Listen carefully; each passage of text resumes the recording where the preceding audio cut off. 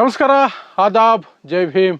ನಾನು ನಿಮ್ಮ ಭಾಗ್ಯನಾರಾಯಣ ಬೊಗ್ಗವರಪು. ನೀವು ನೋಡ್ತಾ ಇದ್ದೀರಿ ಸುದ್ದಿ ಸರ್ಕಲ್.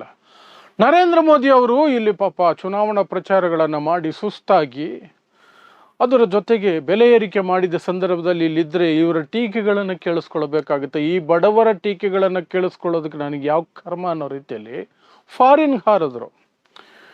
5 ದೇಶಗಳ ಪ್ರವಾಸ ಒಟ್ಟೊಟ್ಟಿಗೆ, 1 2 ಅಲ್ಲ 5 ದೇಶಗಳು, ಅದರಲ್ಲಿ 4 ಯುರೋಪಿಯನ್ ರಾಷ್ಟ್ರಗಳು, 1 ಅರಬ್ ರಾಷ್ಟ್ರ.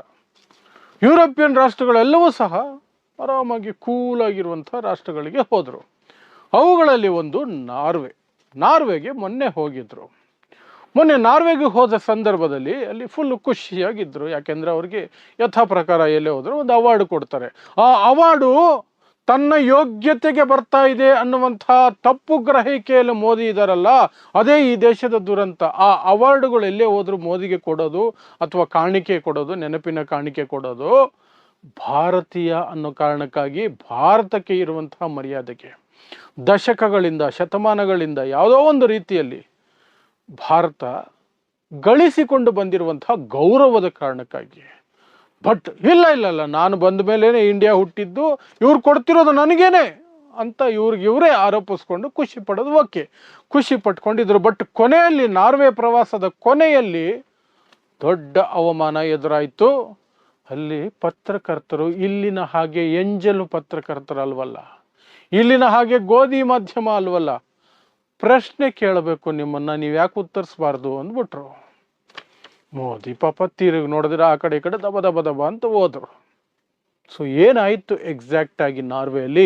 ಆ ಪತ್ರಕರ್ತೆ, ದಿಟ್ಟ ಪತ್ರಕರ್ತೆ ಯಾರು, ಏನೇನು ಘಟನಾವಳಿಗಳು ನಡೀತು? ಈಗ BJP IT ಸೆಲ್ಲು ಮತ್ತು ತನ್ನ ಭಕ್ತಗಣವನ್ನು ಉಪಯೋಗಿಸ್ಕೊಂಡು ಆ ಪತ್ರಕರ್ತೆಯ ವಿರುದ್ಧ ಏನೆಲ್ಲ ಮಸಲತ್ತುಗಳು, ಏನೆಲ್ಲ ಕಟ್ಟುಕತೆಗಳನ್ನು ಕಟ್ತಾ ಇದೆ, ವಿವರಿಸುವಂತಹ ಪ್ರಯತ್ನವನ್ನು ಮಾಡ್ತೀನಿ.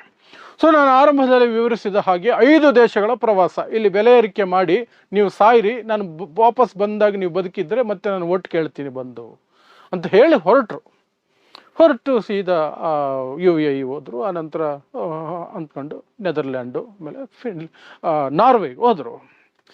ನಾರ್ವೆಯಲ್ಲಿ ಅವ್ರಿಗೆ ನಾನು ಹೇಳ್ದಂಗೆ ಅತ್ಯುನ್ನತದ ಗೌರವವನ್ನು ಕೊಟ್ಟು ಅವ್ರಿಗೆ ಪ್ರಶಸ್ತಿ ಕೊಟ್ಟರು. ಯಾಕೆ ಕೊಡ್ತಾರೆ, ಅವ್ರು ಏನು ಅನ್ಕೊಂಡವ್ರೆ ಅದನ್ನು ವಿವರಿಸಿದ್ದಾಯಿತು. ಈಗ ಮುಖ್ಯವಾದ ಭಾಗಕ್ಕೆ ಬರೋಣ. ಎಲ್ಲ ಕಡೆಯೂ ಸಹ ಯಾವುದೇ ದೇಶದಲ್ಲಾಗಿರ್ಬೋದು, ಅಮೆರಿಕದ ಡೊನಾಲ್ಡ್ ಟ್ರಂಪ್ ನೋಡಿ, ದಿನ ಬೆಳಗಾದರೂ ಪತ್ರಕರ್ತರು ಎಷ್ಟು ಕೆಟ್ಟದಾಗಲಿ ಕ್ವಶನ್ ಕೇಳಲಿ, ಎಷ್ಟು ಟೀಕೆ ಆದರೂ ಮಾಡಲಿ, ಪತ್ರಕರ್ತರ ಎದುರುಗಡೆ ಬಂದು ಅವರನ್ನು ಬೇಕಾದರೆ ಅವ್ರ ಜೊತೆ ಜಗಳಕ್ಕೆ ನಿಂತ್ಕೊಂಡ್ಬಿಡ್ತಾರೆ ಟ್ರಂಪು. ಬಟ್ ಪತ್ರಿಕಾಗೋಷ್ಠಿಯನ್ನು ಮಿಸ್ ಮಾಡಲ್ಲ, ಪತ್ರಕರ್ತರ ಪ್ರಶ್ನೆಗಳಿಗೆ ಉತ್ತರಿಸೋದನ್ನು ತಪ್ಪಿಸ್ಕೊಳ್ಳೋದಿಲ್ಲ. ಬಟ್ ನಮ್ದು ಹಂಗಲ್ವಲ್ಲ.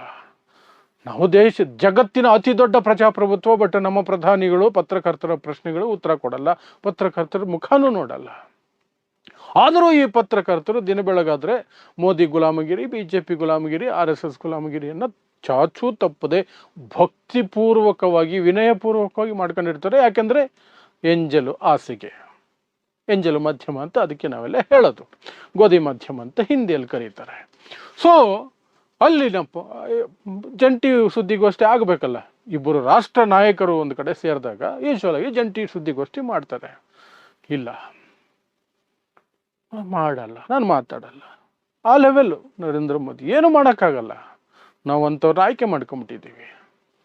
ಹೊರಟೇ ಬಿಟ್ರು, ಹೋಗ್ತಾ ಇರುವಂತಹ ಸಂದರ್ಭದಲ್ಲಿ ಒಂದು ಧ್ವನಿ, ಒಂದು ಮಹಿಳಾ ಧ್ವನಿ, ಇದು ಒಂದು ಪತ್ರಕರ್ತೆಯ ಧ್ವನಿ ಕೇಳಿಬರುತ್ತೆ. ಆಕೆ ಹೇಳ್ತಾರೆ, prime minister Modi, why don't you take some questions from the freest press in the world ಅಂತ ಕೇಳಿಬಿಡ್ತಾರೆ. ಅಂದರೆ ನೀವ್ಯಾಕೆ ಜಗತ್ತಿನಲ್ಲಿ ಅತಿ ಹೆಚ್ಚು ಪತ್ರಿಕಾ ಸ್ವಾತಂತ್ರ್ಯ ಇರುವಂತಹ ಮಾಧ್ಯಮದಿಂದ ಪ್ರಶ್ನೆಗಳನ್ನು ತಗೊಳ್ಳಿ ಅನ್ನೋ ರೀತಿಯಲ್ಲಿ ಕೇಳ್ತಾರೆ. ಬಟ್ ನರೇಂದ್ರ ಮೋದಿ ನೋ ಅವರು ಅದಕ್ಕೆ ಪ್ರತಿಕ್ರಿಯೆನೇ ಕೊಡಲ್ಲ, ಹೊರಟುಬಿಡೋದು ಅಷ್ಟೇ. ಸೊ ಅಲ್ಲಿಗೆ ಅದು ದೊಡ್ಡ ಸುದ್ದಿ ಆಗುತ್ತೆ. ಆ ಕ್ಲಿಪ್ಪಿಂಗು, ಆ ಮಹಿಳೆ ಮುಖ ಇಲ್ಲ ಅದರಲ್ಲಿ, ಈ ಕಡೆ ಕೂತಿರೋದು, ಆ ಕಡೆಗೆ ಕ್ಯಾಮ್ರಾಗಳು ಮುಖ ಮಾಡಿರೋದ್ರಿಂದ ಮೋದಿ ಹೋಗೋದು ಮಾತ್ರ ಕಾಣುತ್ತಲ್ಲ ನಿಮಗೆ. ಸೊ ಅದು ಕೇಳಿದ ತಕ್ಷಣವೇ ಅದು ವೈರಲ್ ಆಗೋಯ್ತು ಎಲ್ಲ ಕಡೆ. ಭಾರತದ ಪ್ರಧಾನಮಂತ್ರಿಗಳ ಪತ್ರಿಕಾಗೋಷ್ಠಿ ನಡೆಸುವ ಸಾಮರ್ಥ್ಯದ ಬಗ್ಗೆ, ಪತ್ರಕರ್ತರ ಪ್ರಶ್ನೆಗಳನ್ನು ಉತ್ತರಿಸುವ ಸಾಮರ್ಥ್ಯದ ಬಗ್ಗೆ ದೇಶದ ಜನಕ್ಕೆ ಗೊತ್ತಿತ್ತು, ಜಗತ್ತಿನಿಗೂ ಸಹ ಓಪನ್ ಆಗಿ ಗೊತ್ತಾಗೋಯ್ತು. ಹಾಗಾದರೆ ಆ ಮಹಿಳೆ ಯಾರು, ಆ ಪತ್ರಕರ್ತೆ ಯಾರು ಅನ್ನೋ ಪ್ರಶ್ನೆಗಳಿಗೆ ಹುಡುಕಾಟ ಶುರುವಾಯಿತು. ಅದನ್ನು ಆಮೇಲೆ ಹೇಳ್ತೀನಿ ಯಾರು ಅನ್ನೋದನ್ನು. ಆದರೆ ಆ ಪತ್ರಕರ್ತೆ ಆ ರೀತಿ ನಡೆದುಕೊಳ್ಳುವ ಸಂದರ್ಭದಲ್ಲಿ ಆಕೆಯ ಮನಸ್ಥಿತಿ ಏನಾಗಿತ್ತು ಮತ್ತು ನಾರ್ವೆ ಮತ್ತು ಭಾರತದ ಪತ್ರಿಕೋದ್ಯಮದಲ್ಲಿ ಪತ್ರಕರ್ತರಿರುವಂಥ ವ್ಯತ್ಯಾಸ ಏನು ಅನ್ನೋದನ್ನು ಗಮನಿಸೋದಾದರೆ, ಜಗತ್ತಿನಲ್ಲಿ ಪತ್ರಿಕಾ ಸ್ವಾತಂತ್ರ್ಯದ ರ್ಯಾಂಕಿಂಗ್ ಆಗುತ್ತೆ. ಆ ರ್ಯಾಂಕಿಂಗ್ನಲ್ಲಿ ಭಾರತದ ರ್ಯಾಂಕಿಂಗು 157, 157, 156 ರಾಷ್ಟ್ರಗಳು, 156 ರಾಷ್ಟ್ರಗಳು ನಮಗಿಂತ ಚೆನ್ನಾಗಿದ್ದಾವೆ. ನಾವು 157ನೇ ರಾಷ್ಟ್ರ ಪತ್ರಿಕಾ ಸ್ವಾತಂತ್ರ್ಯದಲ್ಲಿ. ಅಂದರೆ ಮೋದಿ ಇವ್ರನ್ನ ಕಟ್ಟಾಕಿರೋದಕ್ಕಿಂತ ಇವರೇ ದುಂಬಾಲು ಬಿದ್ದಿರೋದು.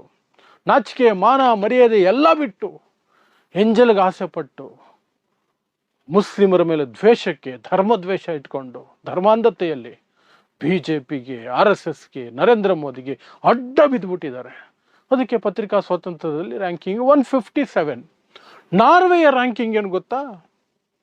ನಂಬರ್ 1. ಜಗತ್ತಿನಲ್ಲಿ ನಂಬರ್ 1 ಅದು ಪತ್ರಿಕಾ ಸ್ವಾತಂತ್ರ್ಯಕ್ಕೆ. ಅದಕ್ಕೆ ಇಷ್ಟು ಧೈರ್ಯ ಬಂದಿದ್ದು ಆ ಪತ್ರಕರ್ತೆಗೆ. ಯಾಕೆಂದ್ರೆ ಆ ದೇಶದಲ್ಲಿ ಬದುಕಿ ಅಭ್ಯಾಸ ಆ ಪತ್ರಕರ್ತೆಗೆ.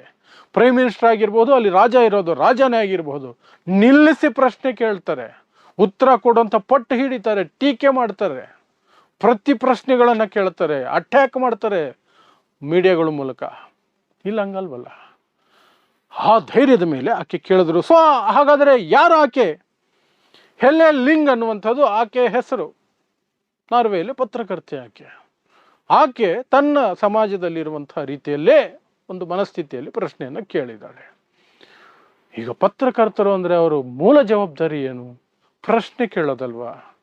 ಅದು ಭಾರತಕ್ಕೆ ಆಗಿ ಬರಲ್ಲ. ಮೋದಿ ಬಂದ ಮೇಲಂತೂ ಆಗೇ ಬರಲ್ಲ. 2014ರ ನಂತರ ಅದು ದೇಶದ್ರೋಹದ ಕೆಲಸ.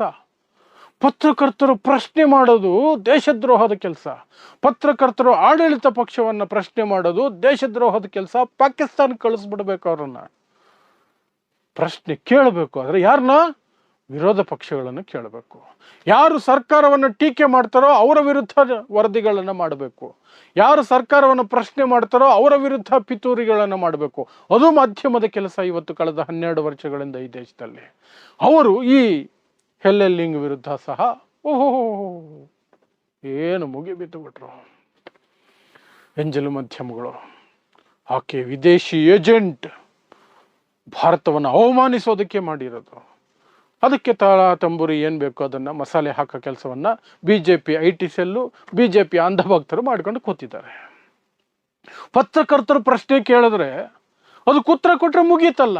ಇಷ್ಟೆಲ್ಲ ಚರ್ಚೆ ಯಾಕೆ? ಇಷ್ಟೆಲ್ಲ ವಿಚಾರ ಯಾಕೆ? ಏನಮ್ಮ, ಕಮಾನ್ ಕೇಳು, ಏನು ಉತ್ತರ ಬೇಕು ನಿನಗೆ? ಯಾವ ಪ್ರಶ್ನೆ ಉತ್ತರ ಬೇಕು? ನಾನು ಹೇಳ್ತೀನಿ. ಮುಗಿದೋಗಿರ್ತಿತ್ತಲ್ಲ. ಉತ್ತರ ಕೊಡದೆ ಓಡೋಗೋದು ಯಾಕೆ? ಓಡಿ ಹೋಗ್ಬಿಟ್ಟು ಇವ್ರನ್ನೆಲ್ಲ ಬಿಟ್ಬಿಟ್ಟು ವಿದೇಶಿ ಏಜೆಂಟು, ಭಾರತ ವಿರೋಧಿ, ಫಾರಿನ್ ಫಂಡ್ ತಗೊಂಡು ಬೇಕು ಅಂತ ಪ್ರಶ್ನೆ ಕೇಳಿರೋದು, ಭಾರತವನ್ನು ಅವಮಾನಿಸೋಕೆ ಕೇಳಿರೋದು. What non sense. ಪ್ರಶ್ನೆ ಕೇಳೋದು ಪತ್ರಕರ್ತರ ಆದ್ಯ ಕರ್ತವ್ಯ, ಮೂಲ ಕರ್ತವ್ಯ, ನಂಬರ್ 1 ಜಾಬ್ ಅದು. ಆದರೆ ಇವ್ರಿಗೆ ಯಾವುದು ಇಲ್ಲ. ಅವ್ರ ಕಚ್ಚಡತನನೇ ಅವ್ರಿಗೆ.